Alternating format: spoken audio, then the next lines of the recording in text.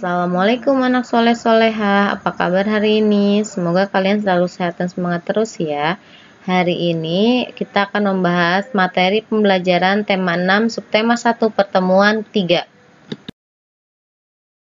Materi yang pertama yaitu keberagaman di Indonesia. Adanya keberagaman di Indonesia membuat masyarakat dapat saling mengenal dan saling menghargai perbedaan. Keberagaman tersebut dapat disatukan oleh semboyan Bhinneka Tunggal Ika pada Garuda Pancasila. Bhinneka Tunggal Ika merupakan semboyan bangsa Indonesia. Kata tersebut diambil dari kitab Sutasoma karya Mpu Tantular. Semboyan ini bermakna meskipun berbeda-beda tetapi tetap satu jua. Semboyan ini menggambarkan persatuan dan kesatuan bangsa Indonesia. Karena bangsa Indonesia memiliki beragam suku bangsa, bahasa, budaya, dan agama. Indonesia memiliki suku bangsa yang beragam. Suku bangsa adalah bagian dari suatu bangsa. Setiap suku bangsa memiliki ciri-ciri tertentu. Beberapa ciri tersebut yaitu fisik, bahasa, adat istiadat, dan kesenian. Ciri fisik dari suatu suku bangsa dapat dilihat dari warna kulit, rambut, wajah, dan bentuk badan. Ciri-ciri inilah yang membedakan satu suku dengan suku bangsa lainnya. Kemudian, tidak kurang lebih dari 300 suku bangsa mendiami Kepulauan Indonesia. Di bawah ini ada provinsi dan suku bangsa, misalnya Provinsi Nagroi Aceh Darussalam memiliki suku bangsa Aceh, Gayo, Alas, dan lain-lain.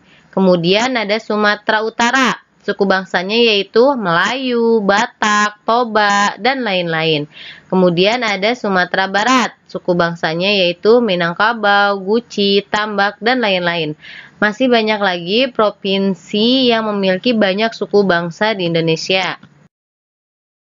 Selanjutnya yaitu sumber daya alam. Sumber daya alam adalah segala sesuatu yang ada di alam semesta dan dapat digunakan untuk kebutuhan manusia.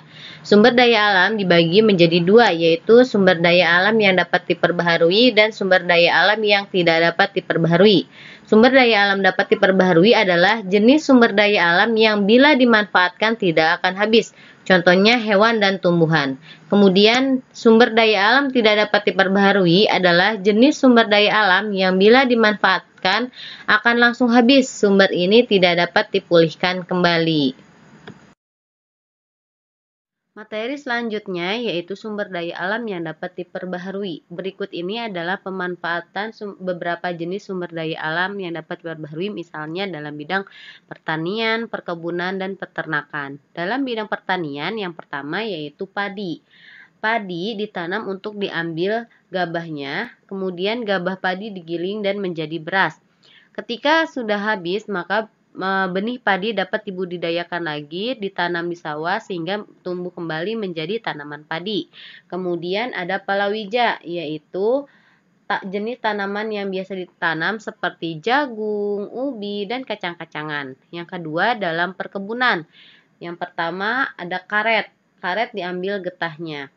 Kemudian yang kedua kelapa sawit. Kelapa sawit merupakan bahan dasar untuk membuat minyak goreng, margarin, atau minyak cat. Selanjutnya yaitu peternakan. Dalam bidang peternakan dibagi menjadi 3. Ada peternakan hewan besar, yaitu sapi, kemudian peternakan hewan kecil, dan peternakan unggas. Dalam peternakan ini biasanya yang dimanfaatkan yaitu diambil daging atau susunya.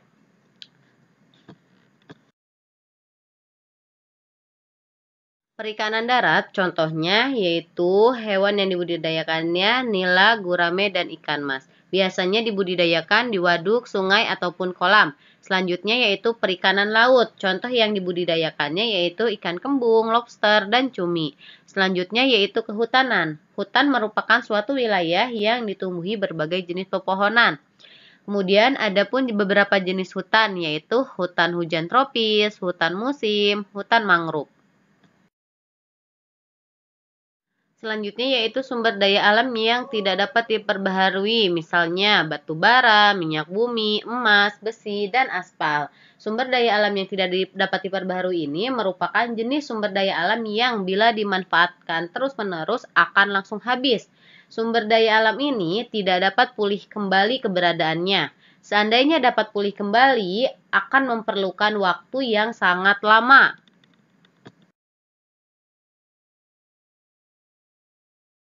Alhamdulillah anak-anak hebat. Jika sudah paham, maka kalian dapat mengerjakan tugas halaman 30, 34, dan 35 buku paket tema 4F. Selamat mengerjakan. Terima kasih kalian sudah menyimak materi pembelajaran hari ini. Semoga bermanfaat untuk kita semua ya. Sampai bertemu di materi selanjutnya. Wassalamualaikum warahmatullahi wabarakatuh.